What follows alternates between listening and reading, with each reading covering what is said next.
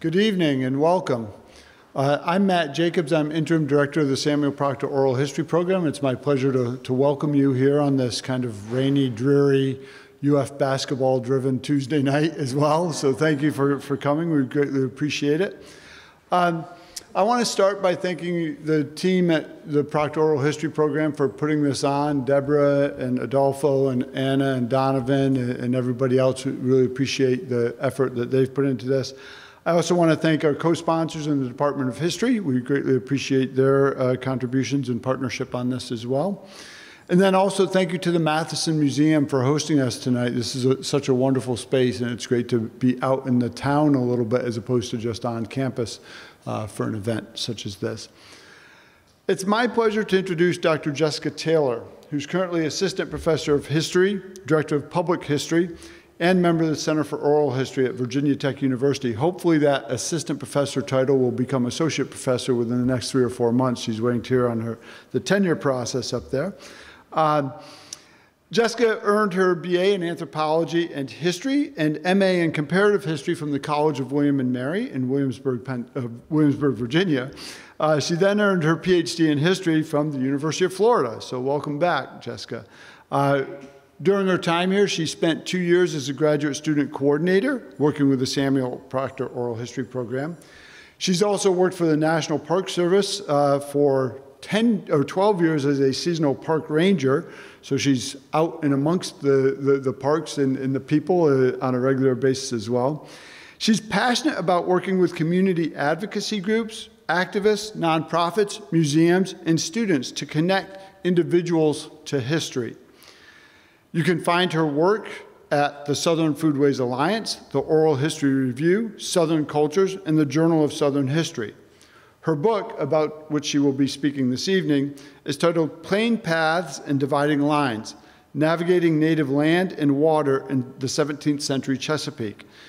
That has just been published by the University of Virginia Press. Please join me in welcoming Dr. Jessica Taylor back to Gainesville.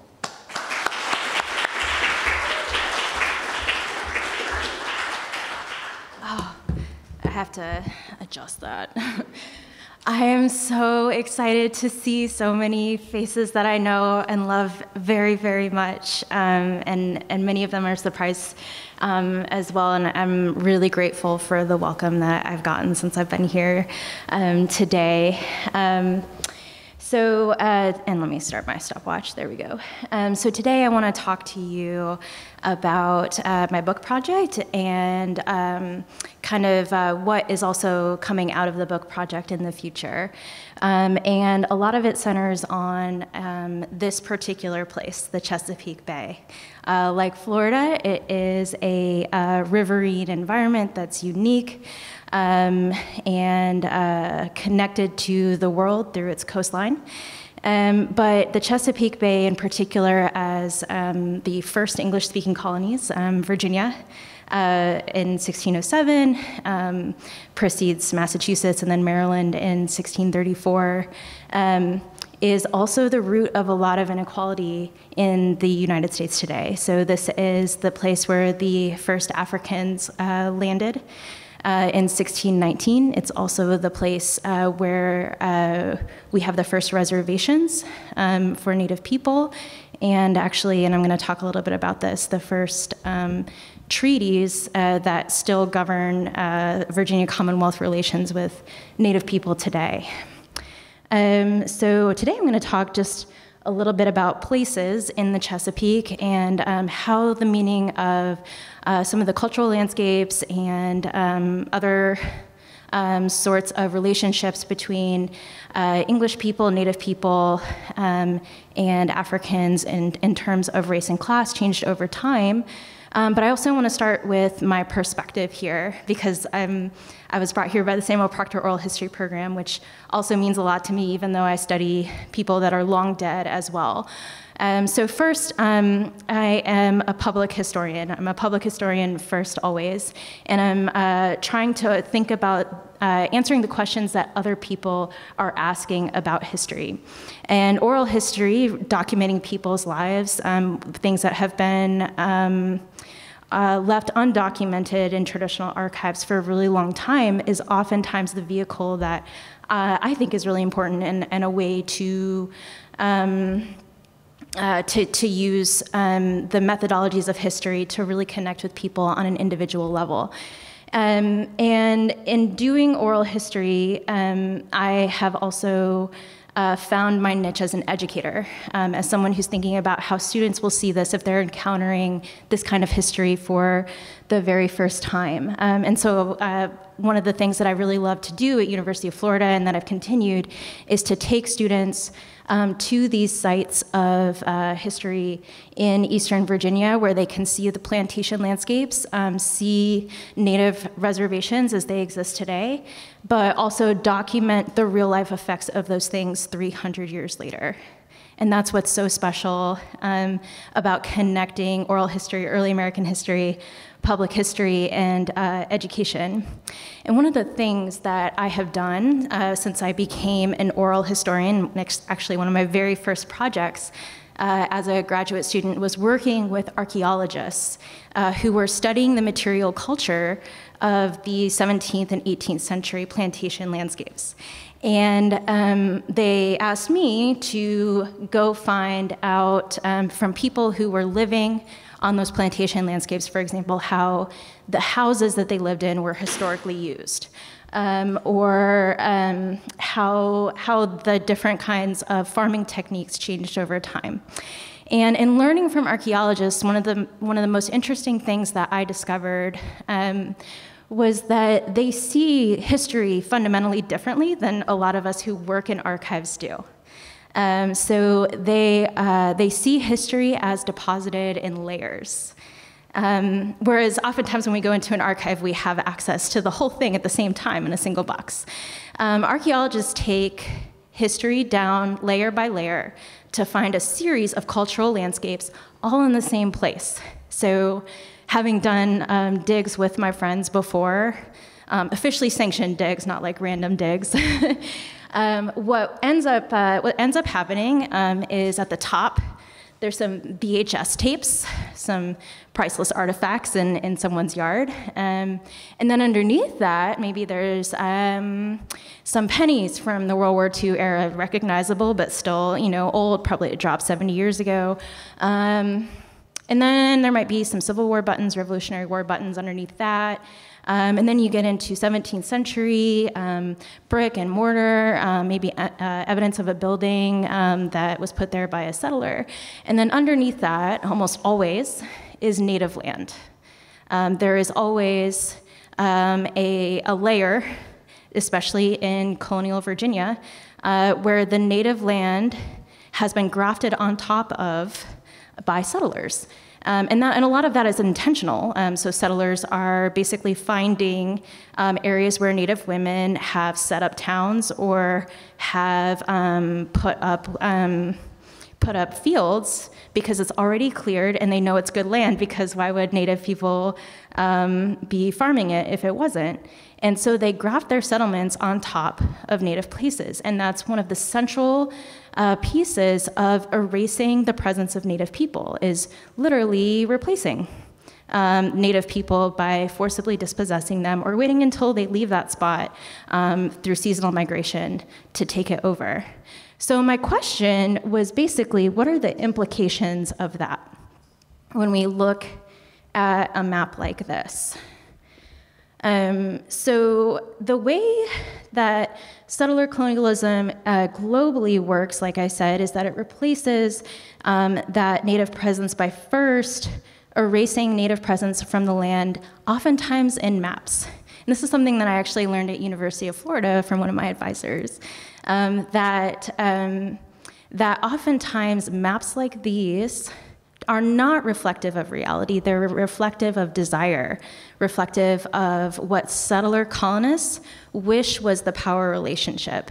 And maps are oftentimes a crucial way in which that power relationship is created. So are you all familiar with John Smith? Anyone remember that from 4th grade? What do we know about John Smith? Anybody? Pocahontas story?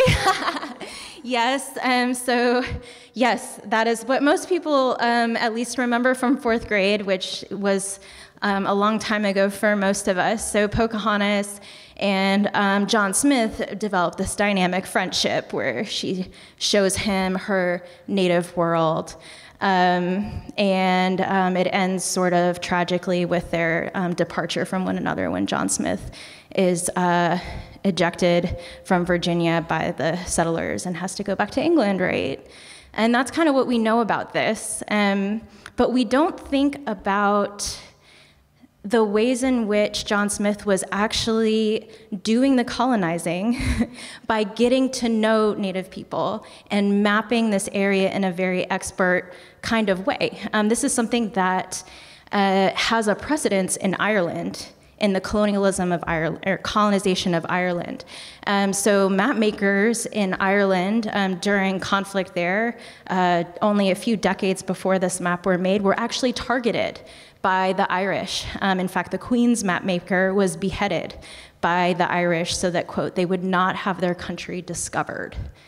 So map makers like John Smith, but also the men that come after them, are doing the work of cutting up on paper indigenous land, categorizing indigenous land as English land in order to cover that layer of Native presence. When actually, and this is some work that we're doing at Tech now related to Native networks across the Southeast, this is what it looks like.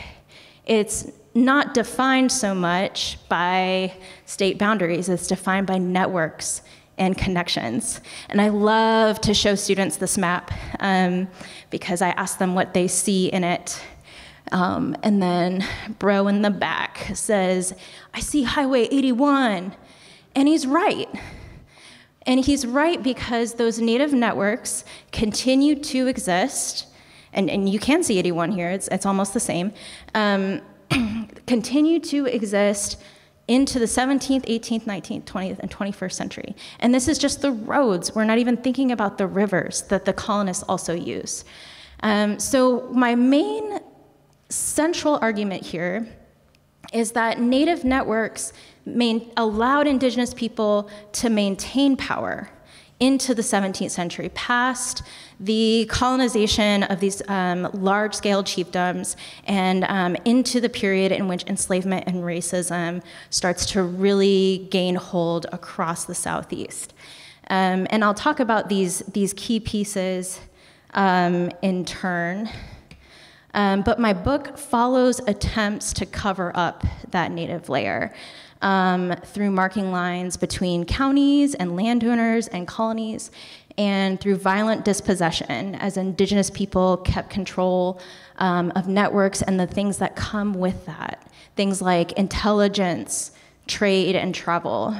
And these things directly contradict and undermine English claims to power over their borders. And then to make matters worse, as inequality increases over the 17th century, everyone else is taking advantage of these networks. So that's indentured servants, that's enslaved people who are both indigenous and African, as well as indigenous neighbors and trading partners.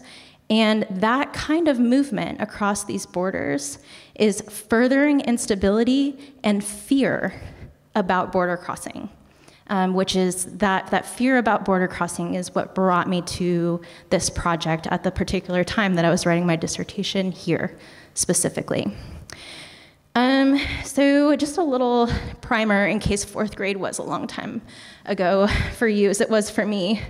So the Powhatans were not the only Algonquians in the Chesapeake, but a couple of decades before John Smith arrived to make some maps, the Powhatans basically consolidated power, consolidated sort of a tributary system in which chiefdoms would pay like a main paramount chief, basically tribute in corn. And they consolidated that power in the 1580s under a man named Wahan Seneca, which if you watch the Pocahontas movie, he's just called Powhatan there. And that's what John Smith called him. And then when Jamestown is settled in 1607, they could not have tried harder to land right in the middle of that extremely powerful chiefdom, which we think numbered between 18,000 and 30-ish thousand people. This is a fairly large group of people, and the colonists were just a few hundred at that time. And almost immediately, they start fighting. The colonists and the Powhatans had lots of misunderstandings, and right away, the Powhatans tried to control the movement and the access to knowledge about the Chesapeake that the English were able to grab. So this is one of the early maps that shows basically the English created this by going up and down the tributaries and plotting the towns that were along all of the tributaries. But the English did learn a few key things. That first, mapping and gathering intelligence is key. And then they would try to use that intelligence to exploit differences between indigenous people, any kind of longstanding histories or enmities or things like that. And the second thing is that they had to learn how to control their own people in order to maintain power and look like they had authority over what ended up being the English presence along the James River. So very early on, indentured servants, people who were there and then learned that it wasn't a great time to be at Jamestown, which I think is common knowledge now. It was not a good time. A lot of people escaped. And very quickly, as martial order was established, only a few years in, people could be intentionally starved to death, beaten to death, broken on wheels, things like that for escaping, because it challenged the authority and external view of authority that the English had to the Powhatans. So then, very quickly, things escalate to violence after the very end of what we call the Virginia Company period, in which the Virginia Company is basically trying to make money off of the colony. That was precipitated by a masterful attack from the Powhatans on the English in 1622. So they actually picked a holiday.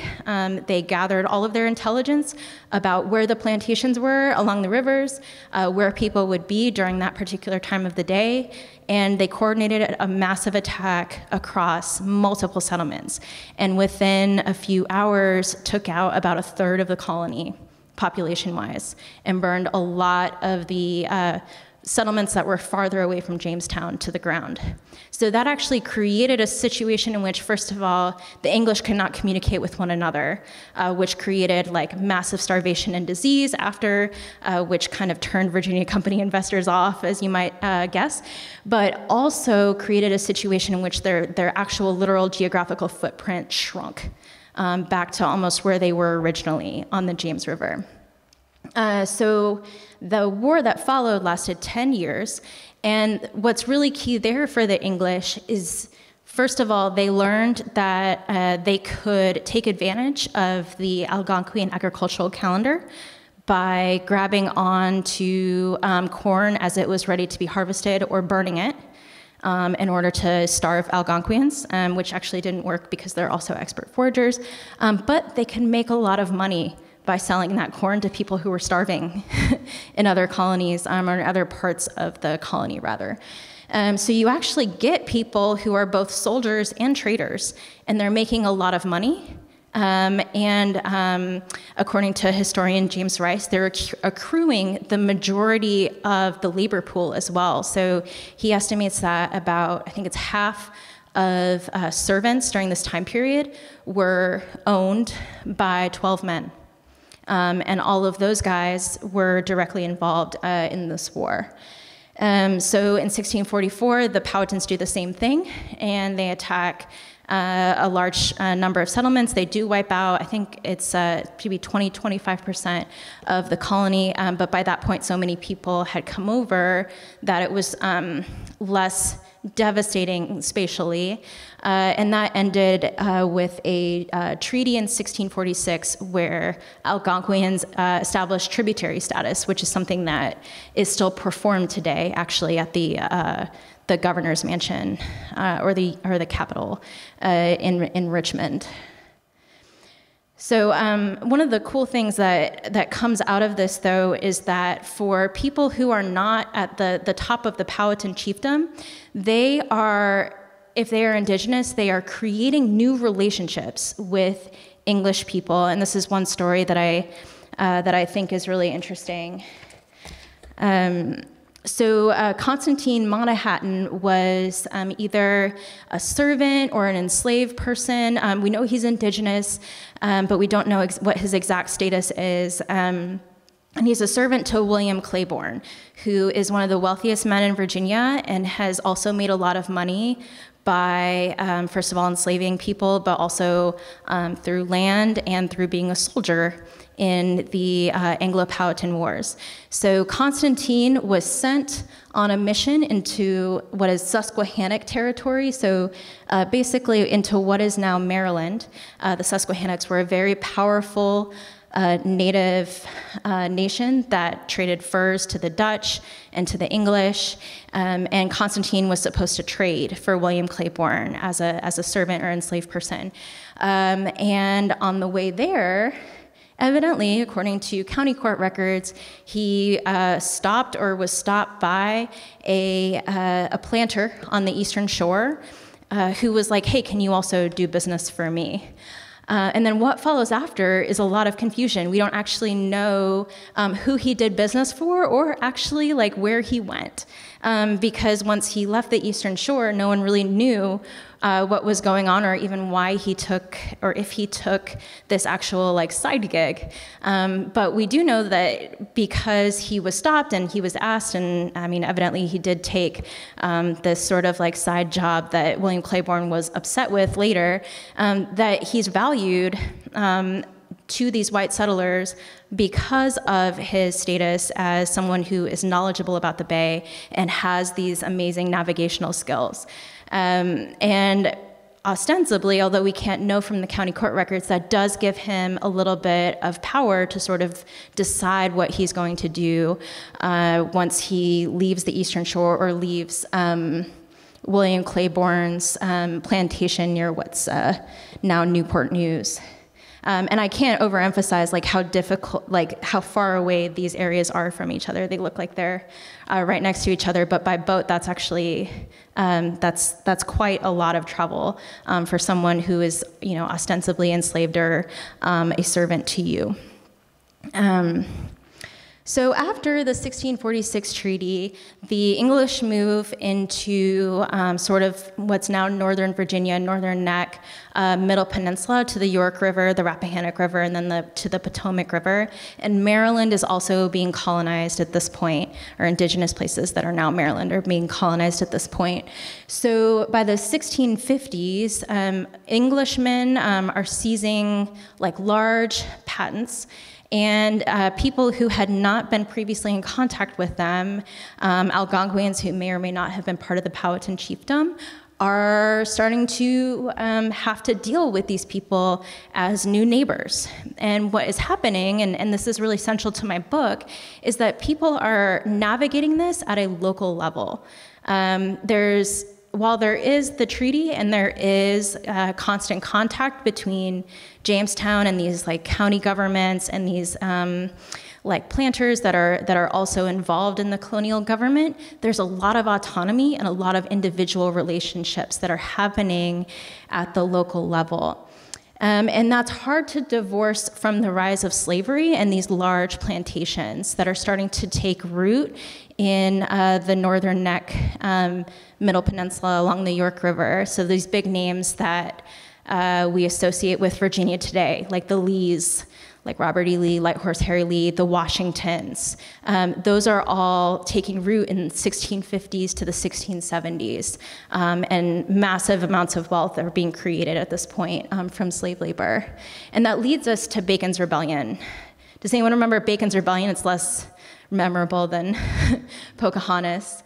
What do we know about it? Anybody? Linda, you nodded. I know the architecture story.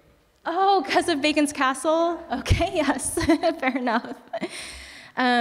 Well, Bacon's Rebellion is a huge moment in early American historiography because it is a moment in which there's almost a complete, not a actual revolution, but a literal destruction of Jamestown and of the colonial government. And what ends up happening is enslaved people, indentured servants, other kind of non-elites, but also some elites get together to overthrow the government. That has been argued as a moment in which blackness became associated with slavery more so than it had before. And there are slave codes that are passed after Bacon's Rebellion. And then the other thing that it does is that, this is definitely really key for modern Virginia Native people, is that the Treaty of Middle Plantation establishes the new relationship between indigenous people and English people in Virginia, and that is the thing that is still invoked today in relationships between the Commonwealth of Virginia and tribal nations in Virginia. I do want to pause and say that it's impossible to separate the history of slavery completely from Virginia indigenous history because of the ways in which these laws and court cases were passed that sort of inch us towards a tie between blackness and slavery. A lot of these laws were passed with indigenous people in mind in ways that are sometimes decontextualized in our classrooms. So for example, the law that makes black women tithable or taxable in a way that white women are not. That was passed after a conflict with indigenous people proved quite costly to the colonial government. Similarly, a lot of local agreements and treaties with Virginia indigenous people mandate that indigenous people return enslaved people, indentured servants that escape, and aid in finding them. So these laws that are passed are also part of indigenous history, and indigenous history is part of these laws around race. But what ends up occurring for the 1650s and the 1660s, as indigenous people find in English planters new neighbors that they then have to deal with land disputes, English people start to get scared of a great many things, and they see these threats as connected. And they are oftentimes threats about borders. So you get actually conspiracy theories. You get these worries that, for example, what's going on in Massachusetts, where there's a major war with Algonquin people there, is connected to what is happening with a totally different group of indigenous people in Virginia. You get worries that if we leave our plantation to go fight the Indians, enslaved people are going to revolt, or indentured servants are going to escape. And they say this at the time. They see the borders increasingly as problematic to defend, but they see policing those borders as important to maintaining authority. And that's the sort of tension that particularly the handful of elites who are enriching themselves by this, that is what they are facing. And they do tell us that. It is quite straightforward, but oftentimes, because we get on a track of just indigenous history or just history of Bacon's Rebellion, or like just Chesapeake population history, we don't see these things as connected when they did. They're afraid of all of these things at the same time. So when we think about moments like Bacon's Rebellion, my central point about Bacon's Rebellion is that it is quite old hat. It is something that Virginia elites had been doing since the 1620s, and especially since the 1650s, 1660s, 1670s, where you get landed planters having conflict with local indigenous neighbors. So when we think about Bacon's Rebellion, this is what we think of. And it is quite problematic. It's, we either think about Bacon, Nathaniel Bacon, who he was we know he was a lawyer in England. He had only arrived in Virginia 2 to 3 years before conflict really started with Susquehannock people in 1675-ish, and obviously before that. And he was affected by it personally. So we see him as sort of like an outsider or this sort of either dashing cavalier type or kind of a psycho. And what he ends up doing is coming after Virginia indigenous people writ large. Almost none of the indigenous people that were killed during Bacon's Rebellion were quote unquote enemy Native people, and most of the vast majority of people who were either enslaved or killed or had their lives destroyed in some way, like villages burned or they were displaced, were people with which Virginians had friendly relations. So that's one of the sort of strange things about Bacon's Rebellion, but rather than it being a vent, some sort of like weird pop in tension in the 1670s that said like, Virginians, they just hate indigenous people and they're coming after them. This is something that Virginia elites had been doing for decades. And it had, in the 1660s, sort of ratcheted up. So in this first example, Edmund Scarborough was considered one of the wealthiest men in Virginia in the 1670s. He owned a huge amount of land, but he was also a mapmaker, actually. He was the surveyor general of Virginia, and he roused the fear of people on the Eastern Shore to then go against indigenous people, saying that they're gonna attack us first if we don't attack them. The same thing is actually true in this second one here. Giles Brent, who was a trader with indigenous people, and Gerard Folk, who was a militia leader and a local elite planter, had taken a werowance, or like a chief, named Wahanganoshe of the Patawomecs, and he charged that man with treason and murder. But when Wahanganoshe got to Jamestown, he actually let them know that what had happened was that Brent and Folk had actually allowed the real murderer to escape so that they could arrest him instead. And for this crime, he was actually charged 25,000 pounds of tobacco, which is a sizable sum. But I want to emphasize that in both of these cases, nothing life-altering happened to these two men. In most cases, they and their families maintained power to a degree, or if they lost it, they gained it back within a short period of time. So there's not a lot of consequence for stoking fear of a crisis at the border. And I think that that is part of what happens with Bacon's Rebellion. These are local conflicts in both cases, but they are extraordinarily expensive for the colonies. Local conflicts, as I talk about in my book, there are a lot of things like this, rarely ever stay local. They have huge effects, even though in both of these cases, these are individual grabs for either land or power or enslaved people. So that's basically my book project, and the big things that I want you guys to take away from this is that a small number of, and I can't overemphasize how small a number of guys this is, are benefiting from repeatedly attacking Native people and stoking fear of non-elites in order to get people onto their side. In fact, it's actually, there's one guy, he's involved in the 1622 crisis, and he's also involved in Bacon's Rebellion 54 years later.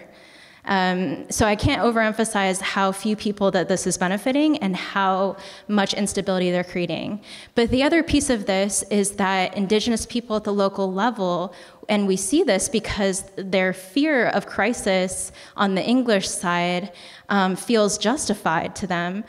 They are maintaining power, and they're adapting these really interesting and intricate relationships with their neighbors in ways that allow them to protect their young people from slavery, to protect their access to land and resources, and also to protect their access to the colonial governments and to recourse. In ways that we see with the continuation of the Treaty of Middle Plantation today. So that continues to move forward. The next project that I am working on currently is sort of an offshoot of this, but it's a little bit more collaborative. So I'm working with educators, I'm working with a lot of students, and also computer scientists, and I don't totally understand what they do, to kind of document a lot of the escape attempts on the parts of enslaved people and indentured servants across the 17th century. This is something that I actually started as a side project while I was here at UF. And we received National Endowment for the Humanities Funds this past year to continue this work. So our test case is 3 counties in Virginia, and we've digitized the records from those 3 counties. We're going through them, actually using AI, which we can use on 17th century records, believe it or not, in order to help transcribe and kind of process those and do a lot of checking of the data, and then creating some really cool education and outreach sort of stuff that our students are actually driving, which is really exciting. So just in case indentured servitude and slavery, I've used those terms a lot, and I just want to make sure that I sort of cover what that means, because sometimes we have a different idea. Indentured servants are people who sign a contract to come over to North America, or they serve according to the custom of the country. So if they come in at a certain age, like say they're 5, they might serve 19 years until they're 24, depending on what year it is and what century it is. They're oftentimes, we might think about them as like the poor white, like dregs of London and things like that, but they have a diverse number of backgrounds that are not just European as well. So I actually just processed a case in which an indigenous person was taken hostage during Bacon's Rebellion, and in order to get free 15 years later, he said he had served according to the custom of his country. And the nation to which he belonged actually came to support his case as an indentured servant. So there are a lot of people that fit that stereotype that we have in our minds, but there are a lot of people who don't, including people who are skilled, people who are just looking to restart their lives, but also young children of a variety of different European countries, people who are orphaned even though they were born in Virginia, things like that. That got out of control there. A lot of people ask, why run away? And so I have a slide for that, but I hope it's obvious why you might run away. The conditions in the Chesapeake for a lot of places in the 17th century were unrelentingly horrible, and particularly for young people for whom they have no connections. And so some of my favorite cases are especially when young people who don't even speak the language, they're German or they're Dutch, run away to a nearby indigenous town. So there's lots of reasons why people might run away. And when we have sort of this idea about what running away looks like, that's very grounded in 19th century sort of antebellum images. But that's not what's happening here. And in fact, they're oftentimes using these skills that we just talked about. Using these skills that we just talked about, where, for example, they're artisans or they're sailors, and they are doing all kinds of amazing things. My favorite is a group of folks that were headed to Venice. which is what they said. They did not make it very far, but they tried to exit the eastern shore and make it to Venice in a boat. And that's actually also shows that they do have at least skills to get out into the bay in a boat. We also have lots of people who are escaping together. And are thinking through, like, once I leave here, how am I going to survive? Because remember, it looks quite different than it does in the 19th century. So they're taking trade goods, they're taking language books, they're taking tons and tons and tons of food that actually women who are not coming with them have stolen and put away. And they're sort of thinking through what freedom looks like. And in some cases, they're actually thinking about the relationship between freedom and slavery, using the language of slavery to talk about why they are going to escape and why it is important for them to escape. So that's one of the things that we want to look at. We want to look, first of all, at the strategies that they're using. Who are they taking with them? What are they taking with them? How long were they gone for? Where were they headed? Things like that. And the answers are oftentimes quite surprising. They are really all over the place. But we also want to know how the language around the court cases where they're caught and they're brought back, how the language around slavery and race is affecting this. So as the laws changed, as the laws that I showed you around running away and things like that change, how are people talking about punishment publicly or in terms of time? How are they talking about it differently? And this is kind of what it looks like to actually do it. So I'm pretty proud of this because I think that we can do a lot of really interesting things with this that I think would surprise most people that think about quote-unquote runaways. There are a lot of women and children, obviously a lot of indentured servants and enslaved people, particularly indigenous enslaved people who came to the Chesapeake were disproportionately women and children. And so a lot of the people that escape, including entire families, in the case of indigenous people, are women and children. And so we can actually isolate how their strategies might be different. We can also sort of think through the geography of this, and I'll talk about that with students in a second. And then we can do some of the geospatial work of figuring out how people are meeting each other. For example, there's the group of people who ran to trying to get to Venice. They came from 4 or 5 different plantations. So how did they know each other? Are there enslavers working together on, and meeting, at the county court, for example? How did they time their escape according to the political calendar and things like that? And in that case, I think that they did because all of their enslavers were in Jamestown, actually, for the court at that time. And what's cool is that we can get students involved in this and teach them real skills. So I had 2 students in the fall working towards a GIS certificate, and they worked to find the root of the servant who was a child named Thomas Wood. Who was actually, when he was caught, he was beaten to death. And that was actually its own separate court case. So we have a lot of detail associated with that. And so they sort of made basically a conjectural route, now that oftentimes the names of the different places where they ended up have changed. And so we can sort of add that as a little bit of an educational tool, both for these students, but for future students as well.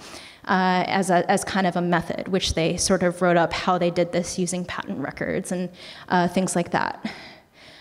So that is where I'm hoping to head next, and I'm hoping this can be another 3 to 5 year project and bring a lot of students into it and bring our educators into it as well in Virginia, which is something that we'll be working on in the coming year as we work with them to bring a lot of this online. And I'm really just excited that something that is really interesting to descendants and to students can come out of an academic book. So that's me. Thank you for listening.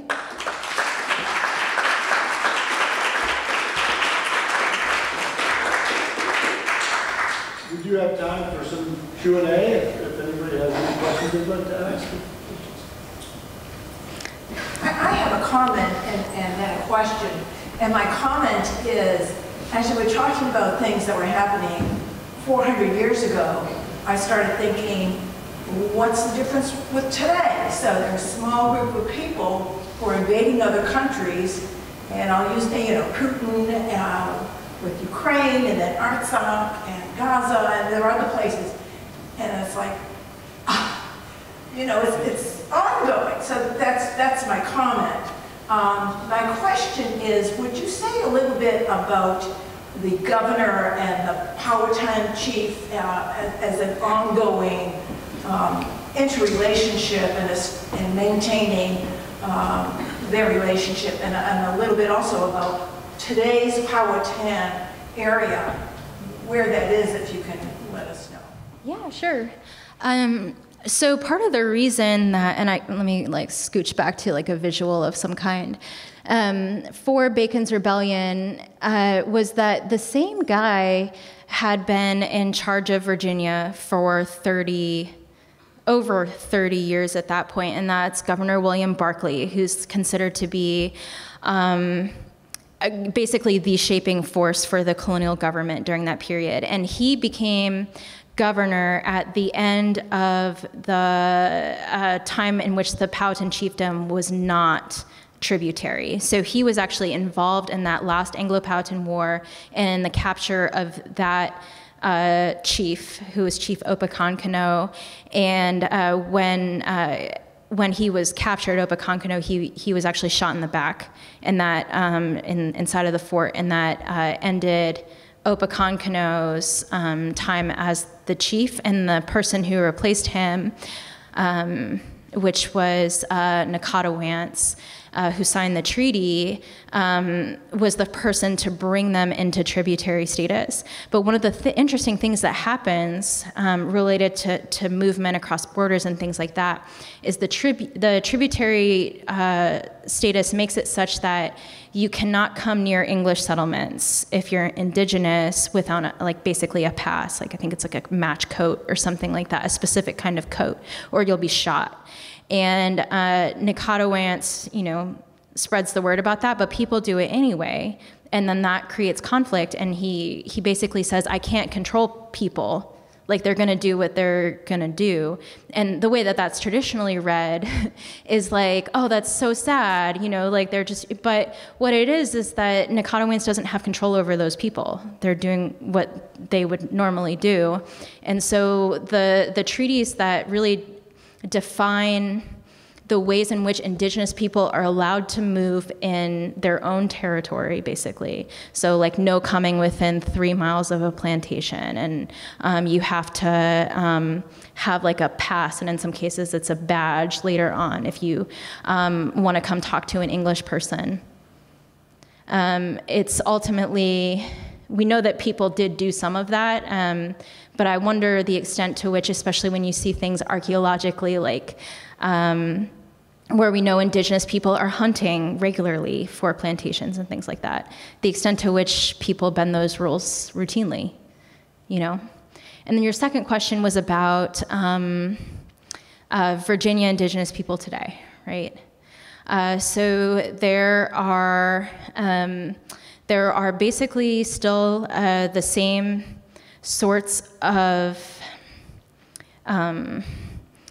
the Commonwealth of Virginia is supposed to have the Treaty of Middle Plantation in place, but what does that mean? And the rules are obviously not followed today because that would be out of control. But it is still honored by every Thanksgiving. Usually a group of people who are representative of a variety of state-recognized tribes come to Richmond to present the governor, who looks very uncomfortable, with a deer that they had killed.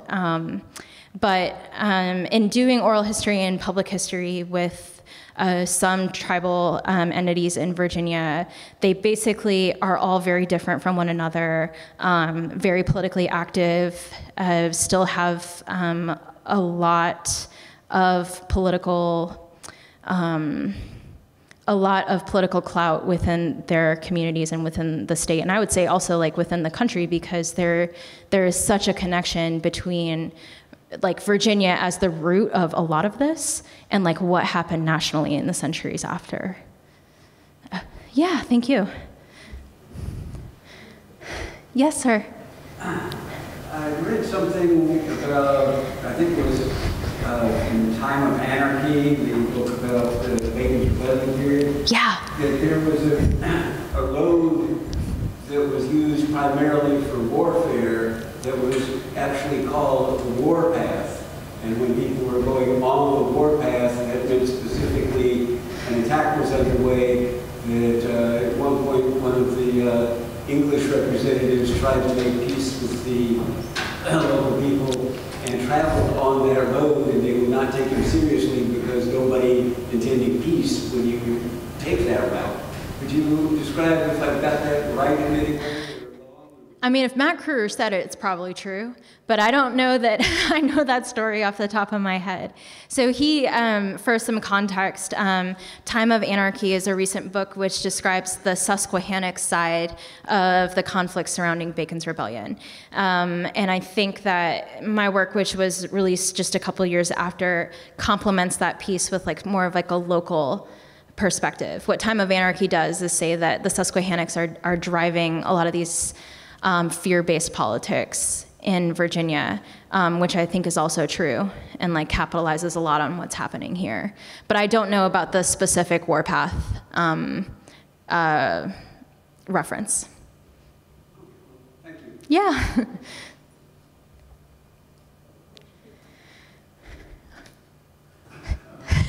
Jessica, thank you very much for the presentation. And as you know, one of the central issues for the kind of early American history that you're doing is how to retrieve the voices, the thoughts, the fears, the emotions of indigenous people, enslaved Africans, non-elites, from the sources of colonial elites, white colonial elites, which is obviously one of the virtues of oral history, the way you're doing it. But how do you transcend limitations of the archives to get past the silences and the gaps and all the other kinds of ways that people are made to disappear in the records? Wow. So I think that I have chosen very consciously in the book and just like otherwise to not attempt to like empathize with the emotions, particularly of indigenous people with whom I don't share a culture or like a common understanding. So I use like the old like Dan Richter looking over the shoulder of indigenous people rather than looking through their eyes or anything like that. So I'm very conscious about that, and also about how, particularly when I'm using court records that are just, transcribed by a court clerk, that these may not be the real words, even though it is a transcript of what someone said in court. So it's always important to say, like, these aren't, like the stories of the person through their eyes. I think that's important.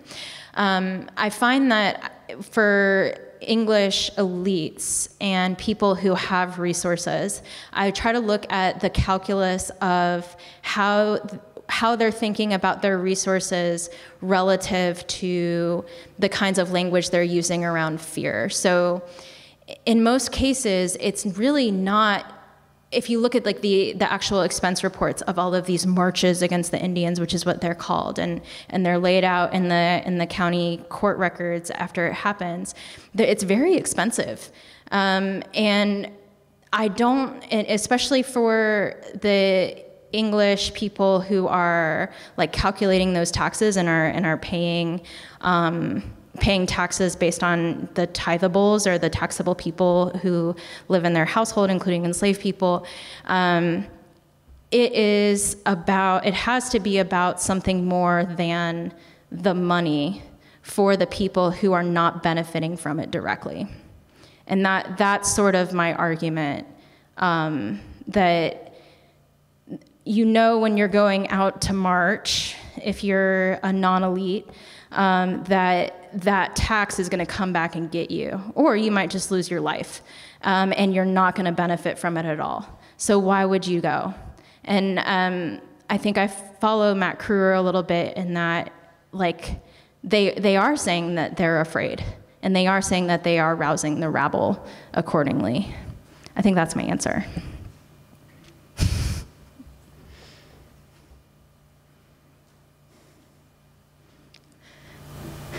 I've been just on a whim reading my way backwards through American history, and recently gotten to the 1600s and all that. And I got through the Revolutionary period, the French and Indian War, and then there's this giant gap in the popular literature that, except for Bacon's Rebellion, you then pretty much have to jump directly to Jamestown. And, there's a long period of almost 150 years where there's very little, again, available to the layperson, written about that whole period. A little bit about Bacon's Rebellion, and then from, say, 1680 to 1750, it's almost a blank slate. Why is that? Huh. I mean, I guess that, I can think of books that do fill that gap, so I don't know. It could be that, like, there's not, like, popular literature, like literature that people are reading on those topics. I do know that there's a book coming out that does focus on the early 18th century and indigenous history in the Chesapeake, but there is literature on the 18th century. And in fact, I think I referenced, because I like to give people further reading if they want it. So those two in the middle do a pretty good job of covering that period. Yeah. In that area, Mm-hmm. the history of colonial U.S. in general, except for specialists, is largely missing. Huh. Okay. Well, I can definitely give you some recommendations later if you'd like. Alan Taylor's American Colonies would be a great one. Yeah.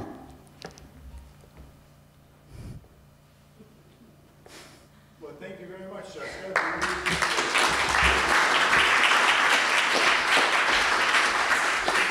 We do have some food and refreshments back here if you'd like to hang out and chat individually with Jessica and get some sustenance before you head back out. We appreciate your attendance and thank you very much. And thank you again, Jessica.